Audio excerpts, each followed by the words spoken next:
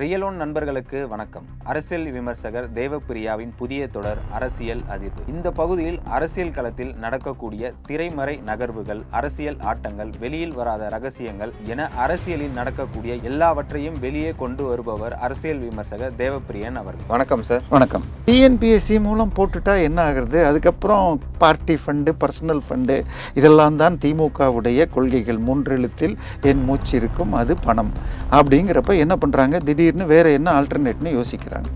அப்பொழுது திரு உதயநிதி ஸ்டாலின் ஒரு எம்எல்ஏவாக இருந்தவர் அண்ணா பல்கலைக்கழகத்தின் சிண்டிகேட் மெம்பராக இருக்கிறார். ஸோ இது இன்ஜினியர் ரெக்ரூட்மெண்ட் தானே, அதனால அண்ணா பல்கலைக்கழகம் தேர்வு நடத்தலாம் அப்படின்னு மாற்றி அங்கே தேர்வு வச்சு தேர்ந்தெடுக்கிறார்கள். அப்படி நடந்த தேர்வில் ஒரு 150 பேருக்கு கொஸ்டின் பேப்பரும் லீக் ஆகிருக்கு. அவர்கள் தேர்ந்தெடுக்கப்பட்டு பணம் கொடுத்து அந்த பணம் வெளிநாட்டிற்கு ஹவாலாவிலும் போயிருக்கிறது. அப்படி ரெய்டுக்கு போனப்ப அவங்க வீட்டில் பிடிபட்ட வீடு அல்லது அலுவலகத்தில் பிடிபட்ட கம்ப்யூட்டர் மற்றும் மொபைல் பேக்கப் எடுத்ததில் இந்த ட்ரேஸ் கண்டுபிடிச்சிருக்காங்க. ஸோ இப்போ இவங்க என்ன பண்ணிட்டாங்க? ஏற்கனவே பல சட்ட தீர்ப்புகள் என்னன்னு சொன்னால், ப்ரெடிகேட் அஃபென்ஸ் இருந்தால்தான் இடி மணி லாண்ட்ரிங்கையே விசாரிக்க முடியும் அப்படின்னு. ஸோ இவங்க என்ன பண்ணிட்டாங்க? அந்த 23 கோடியை கொண்டு போய் ஐஓபிக்கு கட்டிட்டு அந்த கேஸே இனிமேல் இல்லைன்னு முடிச்சிட்டேன் அப்படின்னு இருந்தாங்க. ஆனால் இது கிடச்சிருக்கிறதுனால இதை பற்றி முழுமையாக எடுத்து 254 பக்கத்துக்கு என்க்ளோஷர் வச்சு ஒரு 4 பக்கங்கள் இணையத்தில் சுற்றிட்டு இருக்கு. அதில் பாயிண்ட் பை பாயிண்ட்டாக இந்தந்த குற்றங்கள் நடந்திருக்கு அப்படின்னு சொல்லியிருக்காங்க. பல 1000 கோடியை அந்த அதிகாரிகள் சாப்பிடுகிறார்கள். அந்த போஸ்டிங் வாங்கிறதுக்கு ஒவ்வொருவரும் 50 லட்சத்திலிருந்து 1 கோடி கொடுக்க வேண்டி இருக்கிறது. அது திரு KN ரவிச்சந்திரன் மூலமாக. ஸோ எஃப்ஐஆர் போட்டு இன்னும் ஆதாரம் கிடைத்தால் KN நேருவை விசாரணைக்கு அழைப்பார்கள். அதில் அவர் கோஆப்ரேட் பண்ணுறது, கொடுக்கும் பதில்கள் அடிப்படையில் கண்டிப்பாக கைது செய்யப்படலாம். இதை தாண்டி நம்ம அந்த கல்கத்தா உயர்நீதிமன்ற தீர்ப்பு உச்சநீதிமன்றம் உறுதி பண்ணது, யார் யாரெல்லாம் பணம் கொடுத்து தேர்ந்தெடுக்கப்பட்டார்களோ அவங்களெல்லாம் டிஸ்மிஸ் பண்ணணும், அவர்களும் ஊழல் செய்தார்கள் என்று அவர்கள் பேர்லேயும் வழக்கு வரும். சென்னையில் மாத்திரம் எனக்கு ஞாபகம் இருந்து பெரிய ப்ராஜெக்ட் எடுத்தால் இதில் மட்டும் நம்ம அபிராமி தியேட்டர் மாத்திரம் இருக்கிற லும்பினிங்கிற ஒரு ப்ராஜெக்டு 4 ஏக்கர் 4 லட்சம் சதுரடியில் 10 லட்சம் சதுரடி கட்டியிருக்காங்க. இன்றைக்கி ஒரு சதுரடி அங்கே 25,000 ரூபாய் போகிறதுன்னா கிட்டத்தட்ட 10,000 கோடிக்கு மேலே. அதே மாதிரி ஆண்ட்ரியூல் கம்பெனி இருந்த அடையாரில், அதுக்கப்புறம் இதில் இருக்கிற இந்த மாதிரி பல சன் டிவி பக்கத்தில் இருக்கிற, இப்படி சென்னையில் மாத்திரம் கிட்டத்தட்ட 15,000 கோடிக்கு ஒருத்தான ப்ராஜெக்டுகள் எல்லாமே அவங்களுக்கு சொந்தம் கிடையாது, மக்கள்கிட்ட வாங்கி கட்டுவாங்க. இவருடைய சபரீஷனுடைய இவர் கசின் பிரவீன் என்பவர் வரக்கூடும். இப்போ அண்ணா பல்கலைக்கழக விஷயம் வந்தால் திரு உதயநிதி ஸ்டாலினையும் விசாரணைக்கு அழைக்கலாம். இது நிச்சயமாக திமுகவிற்கு மிகப்பெரிய பின்னடியாக இருக்கும். இந்த வழக்கை இதை அக்செப்ட் பண்ணியாச்சுன்னு சொன்னால், ஏற்கனவே 2-3 வழக்குகளில் இவங்க ப்ரெடிகேட் அஃபென்ஸ், அதாவது எஃப்ஐஆரை க்ளோஸ் பண்ணியிருக்காங்க. இப்போ டாஸ்மார்க்கில் தம்பி சார் போட்ட இதில் என்ன இருந்தது? இந்த கம்பெனிக்கெல்லாம் கொடுங்க, நீங்கள் இந்த ஐட்டம் வாங்குங்க, இந்த டெண்டர் நடத்தாதீங்க அப்படின்லாம் கொடுத்த இதை எல்லாமும் ரிவைவ் பண்ண முடியும். எனவே இந்த வழக்கின் தன்மை திமுகவில் ஏற்கனவே இருக்கும் அத்தனை கிட்டத்தட்ட 13 அமைச்சர்கள் பேரில் இடி வழக்கு, சொத்து குவிப்பு வழக்குகள் எல்லாத்தையுமே ரிவைவ் பண்ணுறதுக்கு வாய்ப்பு இருக்கிறது.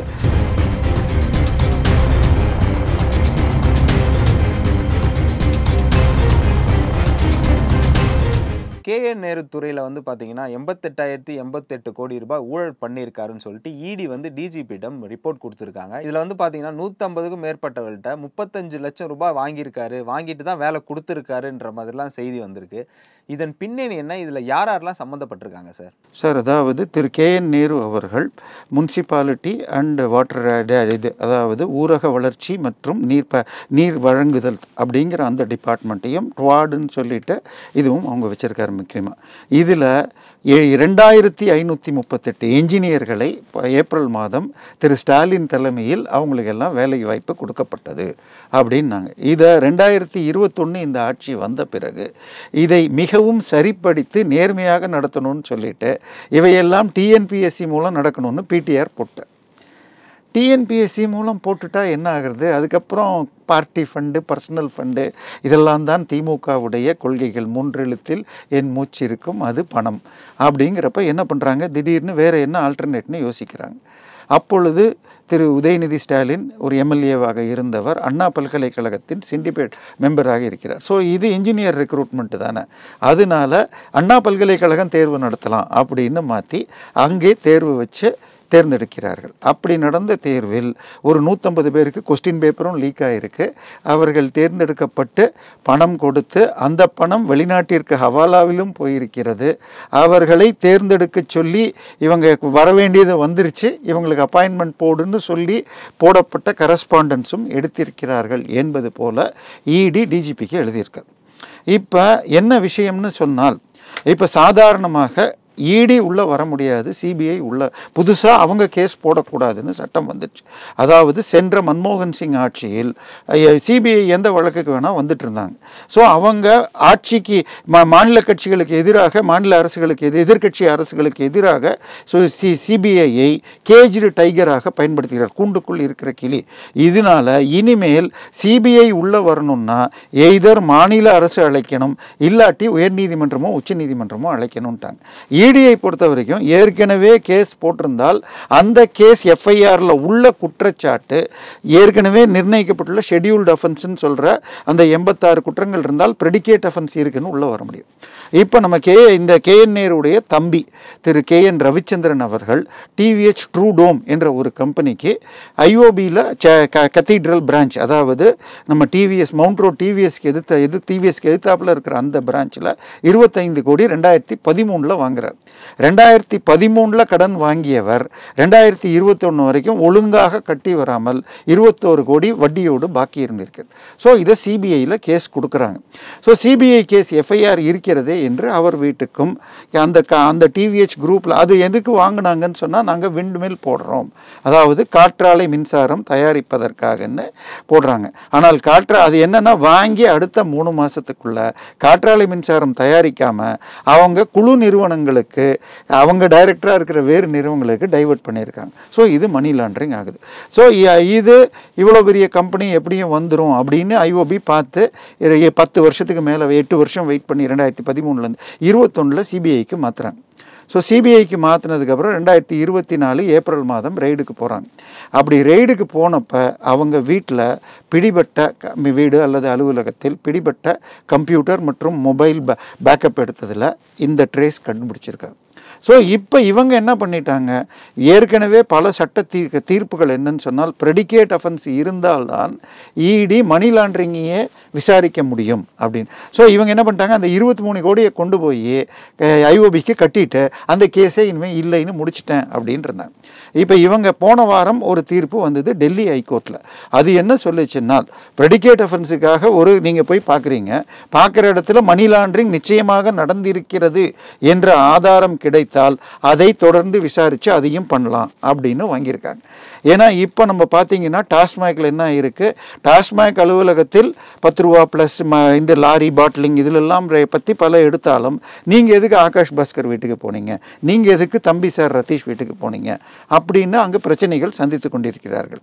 இப்போ இவர் வீட்டுக்கு இவங்க போனது அந்த பேங்க் விஷயம்தான். ஆனால் இது கிடைச்சிருக்கிறதுனால இதை பற்றி முழுமையாக எடுத்து 254 பக்கத்துக்கு என்க்ளோஷர் வச்சு ஒரு 4 பக்கங்கள் இணையத்தில் சுற்றிட்டு இருக்கு. அதில் பாயிண்ட் பை பாயிண்டாக இந்தந்த குற்றங்கள் நடந்திருக்கு அப்படின்னு சொல்லியிருக்காங்க. இப்போது இதில் விஷயம் என்னன்னு சொன்னால், அந்த மணி லாண்டரிங்க்கு ட்ரேஸ் இருந்தால், அதாவது அவங்க எப்படி பணம் கட்டினாங்க. இப்போ செந்தில் பாலாஜியும் இதுவும் ஒரே மாதிரி. செந்தில் பாலாஜி 13 பேருக்கு இன்ஜினியர்களுக்கும் அதுக்கப்புறம் கண்டக்டர் டிரைவர் இதுக்கெல்லாம் கொடுத்து கிட்டத்தட்ட 900 கோடி வாங்கினார். ஆனால் அந்த வழக்கின் அடிப்படை வெறும் 1.34 கோடி வருமானத்திற்கு அதிகமான சொத்துங்கிற டிவிஎஸ்சி வழக்கில் தான். இங்கே தெளிவாக 354ன்னு இடி சொன்னதாக பேப்பர் சொல்லுது. 35 லட்சம் இந்த 2538 பேர்னு போட்டால் 888ன்னு அண்ணாமலை போன்றவர்கள் சொல்கிறார். சார், 1 ரூபா வாங்கிட்டு தப்பான ஆளுக்கு வேலை கொடுத்தாலும் தப்பு தான். இதே மாதிரி ஒரு வழக்கு மேற்கு வங்காளத்தில் 26,000 பேருக்கு டீச்சர்களுக்கு லஞ்சம் வாங்கிட்டு கொடுத்தவங்கள 26,000 பேரையும் வேலையை விட்டு தூக்கணும். அவங்க லஞ்சத்துக்கு அவங்க அதுக்கும் வழக்கு சந்திக்கணும். ஏன்னா பொய்யான முறையில் அவர்கள் அடுத்தவன் வேலையை பிடுங்கி வந்திருக்காங்க. அதுக்கு ஊழல் வழக்கையும் சந்திக்கணும். அந்த வேலையும் டிஸ்மிஸ் பண்ணாங்க. இதை எதிர்த்து உச்சநீதிமன்றத்துக்கு போனப்போ ஸ்டே கொடுத்துட்டாங்க. அதன் பிறகு திருப்பி அப்பீல்ல அந்த டிஸ்மிஸ் செல்லும்ட்டாங்க. ஸோ சார், நீங்கள் பேசும்போது பார்த்தீங்கன்னா செந்தில் பாலாஜி மாதிரியே தான் இந்த கேஸும் அப்படின்னு சொல்லி சொல்றீங்க. செந்தில் பாலாஜியை பொறுத்த வரைக்கும் பாத்தீங்கன்னா அவரை சுத்தி மட்டும்தான் நடந்துச்சு. அவர் தம்பி அவர் ஃபேமிலின்ற மாதிரி தான் நடந்துச்சு. இப்போ இந்த KN நேரு ஊழல் சம்பந்தப்பட்ட விஷயத்துல வந்து பாத்தீங்கன்னா இதன் பின்னணியில யாரெல்லாம் இருக்காங்க, இவர் ஃபேமிலியை சுத்தி தான் இது நடக்கும். இல்ல, இந்த வழக்கு முழுமையாக போனால் அண்ணா பல்கலைக்கழகத்திலிருந்து பேப்பர் லீக் ஆயிருக்கு. அண்ணா பல்கலைக்கழக கோஆபரேஷனுக்கு அன்னைக்கு சிண்டிகேட் மெம்பர் உதவினாரா, இன்றைய இல்லை அவர் போனதுக்கு பிறகு சிண்டிகேட் மெம்பராக இதுக்கு எழும்பூர் எம்எல்ஏ இருக்கார். ஸோ திமுகவில் அந்த விதத்தில் போகலாம். இதை தாண்டி அந்த மணி ட்ரெயில் யாரை காட்டுகிறது? அடுத்தது பார்த்தீங்கன்னா திரு KN நேருடைய TVH குழுமம், இது இன்னொரு கம்பெனி இன்ஃபினிட்டி ஃபவுண்டேஷன், இன்ஃபினிட்டி பவர்ங்கிற கம்பெனியில் பார்த்தீங்கன்னா விண்மில் போடுற கம்பெனிக்கு இவங்க சொத்துக்களை இந்தியன் பேங்க் கிண்டிக்காக இதுவாக ஜாமீன் கொடுத்திருந்தார்கள். அந்த குரூப்போடு நீங்கள் எடுத்து பார்த்தீங்கன்னு சொன்னால் அதில் ஒரு விண்மில் கம்பெனியில் திரு சபரீசனுடைய கசின் மிஸ்டர் பிரவீன் என்பவரும் டைரக்டராக இருக்கிறார். ஏற்கனவே G ஸ்கொயரில் பண்ணப்பையும் பிரவீன் வீடு ரெய்டு செய்யப்பட்டது. ஸோ இது எல்லாமே ஒன்றிணைத்து பார்த்தா, ஏன்னா நீங்கள் இப்போ இது கடன் வாங்கினது விண்மில் போடுறது, ஆனால் அதை யூஸ் பண்ணல. இன்னும் சொல்ல போனால் 2013 25 கோடி ரூபாய் கடன் வாங்கினது. ஏன்னா நம்மளே பேசியிருக்கோம், சென்னையில் மாத்திரம் எனக்கு ஞாபகம் இருந்து பெரிய ப்ராஜெக்ட் எடுத்தால் இதில் மட்டும் நம்ம அபிராமி தியேட்டர் மாத்திரம் இருக்கிற லும்பினிங்கிற ஒரு ப்ராஜெக்டை 4 ஏக்கர் 4 லட்சம் சதுரடியில் 10 லட்சம் சதுரடி கட்டியிருக்காங்க. இன்றைக்கி ஒரு சதுரடி அங்கே 25,000 ரூபாய் போகிறதுன்னா கிட்டத்தட்ட 10,000 கோடிக்கு மேலே. அதே மாதிரி ஆண்ட்ரியூல் கம்பெனி இருந்த அடையாரில், அதுக்கப்புறம் இதில் இருக்கிற இந்த மாதிரி பல இது சன் டிவி பக்கத்தில் இருக்கிற, இப்படி சென்னையில் மாத்திரம் கிட்டத்தட்ட 15,000 கோடிக்கு ஒருத்தான ப்ராஜெக்டுகள் எல்லாமே அவங்களுக்கு சொந்தம் கிடையாது, மக்கள்கிட்ட வாங்கி கட்டுவாங்க. ஸோ டெவலப் பண்ணியிருக்காங்க. இதை தாண்டி திருச்சியில் பஸ் ஸ்டாண்டு கிட்ட அவருக்கு 400 ஏக்கர் அவர் குழுமத்துக்கு இருக்குன்றாங்க, கோயம்புத்தூர்லேயும் இருக்குங்கிறாங்க. இதையெல்லாம் இப்பொழுது பார்க்கல. இப்போ பார்க்குற விஷயம் இதுதான். இதுக்கு அடுத்தது இன்னொன்னையும் சொல்லியிருந்தாங்க, அந்த ECIR போட்டப்ப ட்வாட் டிபார்ட்மெண்ட் இதில் என்ன பண்ணுறாங்கன்னால் மத்திய அரசின் நிதியில் ஜல்ஜீவன் திட்டம் என்று ஒன்று இருக்குது. அதில் ஒவ்வொரு கிராமத்துக்கும் தண்ணி கொடுக்கணும், ஒவ்வொரு வீட்டுக்கும் குழாயில். இப்போ நம்மெல்லாம் சிட்டியில் இருக்கிறவங்க குழாயில் தண்ணி வருது, பாலாறு வாட்டரோ இல்லை மெட்ரோ வாட்டரோ வருது. ஆனால் கிராமத்தில் இருக்கிறவங்க இன்றைக்கும் கொண்டு போய் குடத்தை எடுத்துகிட்டு போய் தெருவுலையோ இல்லாட்டி எங்கேயோ இதில் குடிக்கிறாங்க. அதுக்கு அதை மாற்ற வேண்டும். ஒவ்வொரு வீட்டு இல்லந்தோறும் குடிநீர் ஹர்கர்கா பானிங்கிற திட்டத்துக்கு கீழே தமிழ்நாட்டுக்கு மாத்திரம் 60,000 கோடி ஒதுக்கியிருக்காங்க. அதில் 15,000 கோடி 2022 வாக்கிலேயே ஒதுக்கப்பட்டது. அதில் பார்த்தீங்கன்னு சொன்னால் போன வருஷம் ஒரு திருவண்ணாமலையில் பக்கத்தில் யாரோ ஒருத்தன் அவங்க எங்கள் கிராமத்துக்கு தண்ணி வந்துருச்சு, ஆஹா கொலா போட்டாங்க ரோட்லன்னு சொல்லிட்டு போய் பார்த்தா, தோண்டி பார்த்தா கொலா மாத்திரம்தான் நோண்டியிருக்காங்களே தவிர அதுக்கு தண்ணி வர பைப் லைனே தோண்டலை அப்படின்னு எடுத்து வீடியோ போட வைரலாக அவரை கைது செய்யவும் பார்த்தது இந்த கவர்மெண்ட். இதற்கு பிறகாக ஒரு வழக்கு திரு கண்ணன் என்பவர் வழக்கு போட்டார். அவர் கும்பகோணம் பக்கத்தில் இருக்கிறவர். அவர் என்ன சொன்னார்னா, இந்த திட்டத்துக்கு கீழே கொள்ளிடம் கூட்டு குடிநீர்னு ஒரு திட்டம், அதன் பிறகு அங்கேருந்து வர்ற தண்ணியை வச்சு 9 டிஸ்ட்ரிக்ட்டுக்கு வீட்டுக்கு இல்லந்தோறும் குடிநீர் தரணும். என்னுடைய வீட்டுக்கு கொடுக்கப்பட்டதாக 8 வருஷத்துக்கு முன்னாடியே காட்டியிருக்காங்க, ஆனால் இது வரைக்கும் கொடுக்கப்படலை. இது மாதிரி பல 1000 கோடியை அந்த அதிகாரிகள் சாப்பிடுகிறார்கள். அந்த போஸ்டிங் வாங்கிறதுக்கு ஒவ்வொருவரும் 50 லட்சத்திலிருந்து 1 கோடி கொடுக்க வேண்டி இருக்கிறது. அது திரு KN ரவிச்சந்திரன் மூலமாக. இப்போ சாமானிய மனிதனாக இருக்க ஒரு கேள்வி எழும்புது சார். இப்போ 50 லட்சம் கொடுத்து ஒருத்தர் போஸ்டிங் வாங்குறாருன்னா, இப்போ அவர் அந்த பதவியில போய் உட்கார்ந்தாருன்னா அவர் என்ன பண்ணுவாரு? நிச்சயமாக அதை சம்பாதிக்க பார்ப்பார், நிச்சயமாக சம்பாதிக்க பார்ப்பார். அதனால தான் உச்சநீதிமன்றம் வரை டீச்சராக இருக்கட்டும் இந்த வேலையில் காசு கொடுத்து சேர்பவர்கள் டிஸ்மிஸ் செய்யணும்னு பண்ணியிருக்காங்க. ஸோ இவர் என்ன சொல்லியிருக்கார், நாங்கள் எல்லாம் முறையாக பண்ணியிருக்கோன்னு ஒரு பதில் கொடுத்துருக்கார். சரி சார், இப்போ தெளிவாக EDயில் இருக்கிற IPS அதிகாரிகள் ஒரு இன்வெஸ்டிகேஷன் பண்ணி எங்களை பொறுத்த வரைக்கும் எல்லா ஆதாரங்களும் இருக்குன்ட்டாங்க. இப்போ நீங்கள் ஆதாரத்தை பதியுங்க. செந்தில் பாலாஜியை முதல்ல என்ன பண்ணாங்க, கூப்பிட்டாங்க, வரல. அதுக்கப்புறம் வீட்டுக்கு வந்தாங்க. வந்த உடனே நம்ம தலைவர் என்ன பண்ணார், சிண்டிப்பார் தொட்டுப்பார்னு ஒரு வீடியோ போட்டார். அதன் பிறகாக கைது பண்ணன்னா உடனே இதுக்கு போகாமல் கைதுக்கு முன்னாடி பேண்ட்டில் மூத்திரம் போனார்னு ஒரு காமெடி உண்டு, அது நம்ம பார்க்க வேண்டாம். அதன் பிறகாக என்னை GHல வைக்கக்கூடாதுன்னு காவேரி ஹாஸ்பிட்டல் போய் அதன் பிறகாக 458 நாள் கழித்து வெளியில் வந்தார். ஸோ இப்போ நீங்கள் அவங்க ரிக்வெஸ்ட்டை செய்யுங்க சார். இன்னொன்று, இப்போ இந்த DGPக்கு லெட்டர் எழுதுனீங்க. DGP லா அண்ட் ஆர்டருங்கிறவர் தான் ஸ்டேட்டுடைய DGP எனப்படுபவர். அவர் தேர்ந்தெடுப்பதற்கு முன்னாடி இருக்கிற ஒரு ரிட்டையர் ஆகிறதுக்கு 3 மாதம் முன்னாடியே அடுத்த சீனியர் 3 பேரை ரெக்கமெண்ட் பண்ணணும். அந்த இவங்க ஒரு 7 பேர் குழுவை போடணும். அதில் முக்கியமாக சீனியாரிட்டியில் போடணும். அதில் 3 பேரை மத்திய அரசின் யூபிஎஸ்சி சொன்னால் இவர்கள் ஒருத்தரை தேர்ந்தெடுக்கலாம். அப்படி தேர்ந்தெடுக்கப்படுபவருக்கு 6 மாதம் மினிமம் இருக்கணும். ஆனாலும் ஒரு அதிகாரி மாநிலம் முழுக்க கண்ட்ரோலில் வைக்கணும்னா அவருக்கு மினிமம் 2 வருஷம் அந்த பதவியில் இருக்கணும்னு சட்டம் 2006 தீர்ப்பில் சொல்லியிருக்காங்க. இப்போ ஒருவர் ரிட்டையர் ஆக போகிறாருங்கிறது அவர் பதவிக்கு சேர்ந்த அன்றைக்கே தெரிஞ்சிடும். அவருக்கு அந்த 58 60 வயசில் ரிட்டையர் ஆக போகிறார் அப்படிங்கிறது அன்றைக்கே தெரிஞ்சிடும் இவர்.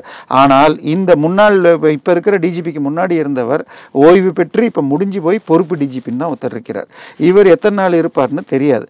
ஆனால் இவர் வந்து முழுமையாக டிசிஷன் எடுக்க முடியாது.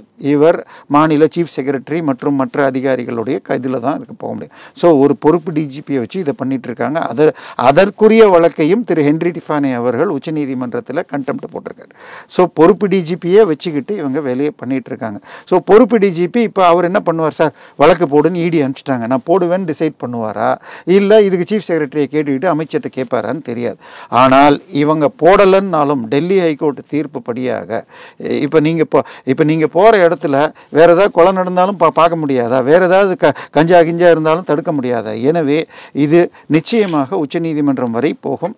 அடுத்த வாரம் இதுக்கு இவங்க எஃப்ஐஆர் போடலைன்னு சொன்னால் ஹைகோர்ட்டில் இவங்க ஒன்று போய் போடுவாங்க. ஹைகோர்ட்டில் போகலன்னா உச்சநீதிமன்றம் போவாங்க. கிட்டத்தட்ட நவம்பர் 22 தற்போதுள்ள உச்சநீதிமன்ற நீதிபதி ரிட்டையர் ஆகிறார்.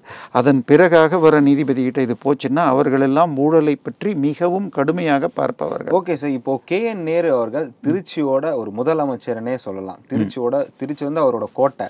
இந்த சூழ்நிலையில் பார்த்தீங்கன்னா வருகின்ற காலத்தில் அவரை கைது பண்ணுறதுக்கான வாய்ப்புகள் எதனா இருக்குமா? ஏன்னா செந்தில் பாலாஜி ஏற்கனவே வந்து பார்த்தீங்கன்னா கைது பண்ணியிருக்காங்க, 1 வருஷம் சிறையில் வேற இருந்திருக்காரு. இப்போ எலெக்ஷன் நெருங்கும் போது இந்த சம்பவம் நடந்ததுன்னா திமுகவோட ஆட்சி நிலவரம் எப்படி இருக்கும்? சார் கண்டிப்பாக இப்போ எஃப்ஐஆரை ஃபஸ்ட்டு போடணும்னு எதிர்பார்ப்பாங்க. எஃப்ஐஆர் இப்போ என்ன நடக்கலாம் அடுத்ததுன்னு சொன்னால், இப்போ எஃப்ஐஆர் போட்டுட்டாங்கன்னா திருப்பி இப்போ எடுக்கப்பட்ட பெரும்பாலான ரெக்கார்ட்ஸு லேப்டாப் கம்ப்யூட்டர் அல்லது மொபைல் ரெக்கார்ட்ஸ்லேருந்து எடுத்திருக்கான்றாங்க டிவிஹெச் அலுவலகத்தில்.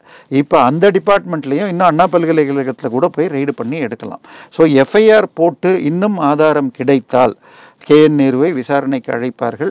அதில் அவர் கோஆப்ரேட் பண்ணுறது, கொடுக்கும் பதில்கள் அடிப்படையில் கண்டிப்பாக கைது செய்யப்படலாம். இதை தாண்டி நம்ம அந்த கல்கத்தா உயர்நீதிமன்ற தீர்ப்பு உச்சநீதிமன்றம் உறுதி பண்ணது, யாரெல்லாம் பணம் கொடுத்து தேர்ந்தெடுக்கப்பட்டார்களோ அவங்களெல்லாம் டிஸ்மிஸ் பண்ணணும், அவர்களும் ஊழல் செய்தார்கள் என்று அவர்கள் பேர்லேயும் வழக்கு வரும். நிச்சயமாக இது மிக மிக மிக முக்கிய வழக்காக கொண்டு போக முடியும். அந்த ECIRல இதை தாண்டி ட்வார்டு போர்டு சொல்லப்பட்டிருக்கிறது. விண்மில் விஷயங்கள் எடுத்தார்னா மீண்டும் செந்தில் பாலாஜி வரக்கூடும். இது இவருடைய சபரீசனுடைய கசின் பிரவீன் என்பவர் வரக்கூடும். இப்போ அண்ணா பல்கலைக்கழக விஷயம் வந்தால் திரு உதயநிதி ஸ்டாலினையும் விசாரணைக்கு அழைக்கலாம். இது நிச்சயமாக திமுகவிற்கு மிகப்பெரிய பின்னடியாக இருக்கும். இந்த வழக்கை இதை அக்செப்ட் பண்ணியாச்சுன்னு சொன்னால் ஏற்கனவே 2-3 வழக்குகளில் இவங்க ப்ரெடிகேட் அஃபென்ஸ் அதாவது எஃப்ஐஆரை க்ளோஸ் பண்ணியிருக்காங்க. பின்னி மில் லேண்டில் உங்களுக்கு இது மல்டி ஸ்டோரி பில்டிங் கட்டுறதுக்கு லேண்ட்மார்க் கன்ஸ்ட்ரக்ஷன் நான் 50 கோடி லஞ்சம் கொடுத்துருக்கேன்னு ஐடி டிபார்ட்மெண்ட்டில் கொடுத்ததை வச்சு டிவிஎஸ்சி ஒரு வழக்கு போட்டுச்சு, எஃப்ஐஆர் போட்டுச்சு. உடனே போனப்போ இவங்க அதை தாண்டி மொரீஷியஸ்லேருந்து 380 கோடி மணி லாண்டரிங் ஆயிருக்கு அப்படின்னு இடி கண்டுபிடிச்சது. ஆனால் அந்த எஃப்ஐஆரை இவங்க க்ளோஸ் பண்ணிட்டாங்க. இப்போ இது ஏற்றுக்கொள்ளப்பட்டால் அந்த வழக்கு திருப்பி எடுத்துக்கப்படும். அதில் அந்த 50 கோடியில் திமுக MP மற்றும் அன்னை அதாவது 2016 நடந்த வழக்குங்கிறதுனால அப்பொழுது MLAவாக இருந்த PKSக்கு இத்தனை தொகை கொடுக்கப்பட்டிருக்கு அப்படின்னு அவர் ஐடிக்கு லேண்ட்மார்க் கன்ஸ்ட்ரக்ஷன் கொடுத்துருக்கார். PKS என்பது திரு P. சேகர் பாபுவை குறிக்கிறது என்று சொல்கிறார்கள். ஸோ இப்போ அந்த வழக்கு ரிவைவ் ஆகும். அதே மாதிரி இன்னொரு ஓஷன் ஸ்பேஸ் ரியாலிட்டி என்ற ஒரு வழக்கு, அதில் என்னன்னு சொன்னால் 2 பார்ட்னர்கள், நானும் வினோத்தும் பார்ட்னர், நம்ம 2 பேரும் கம்பெனி ஆரம்பித்து ரியல் எஸ்டேட் பண்ணுறோம். ஒரு இடம் வாங்கி கட்டி பண்ணிட்டோம், அடுத்த இடம் 2 பேரும் போடுறோம். அதுக்கப்புறம் பணம் தேவைப்படுது. நான் என்ன சொல்கிறேன், என்கிட்ட பணமே இல்லை. ஸோ வினோத் என்ன பண்ணுறார், உங்களுடைய 2 பேரும் 50-50ங்கிறது நீங்களே முதலீடு பண்ணுறதுனால என்னுடைய இது 10% போயிடுது.